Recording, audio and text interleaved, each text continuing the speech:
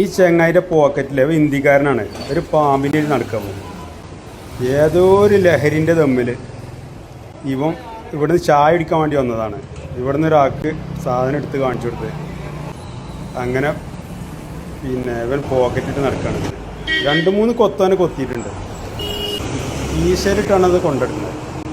ഇവന് എവിടുന്ന് കിട്ടിയതാന്നുള്ളൊരു പിടുത്തമില്ല.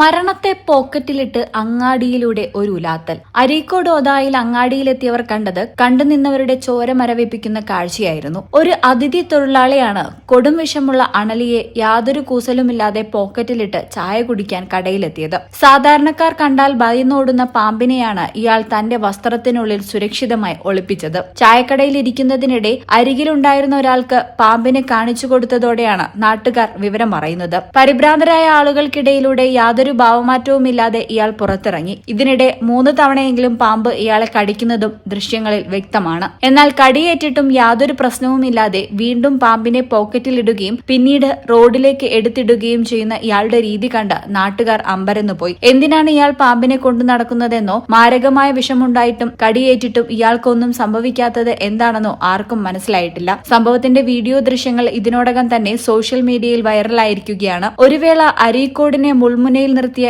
ഈ പാമ്പ് മനുഷ്യൻ ഇപ്പോൾ സൈബർ ലോകത്തെ ചർച്ചാ വിഷയമാണ്. ഈ ചാനൽ അരീക്കോട്.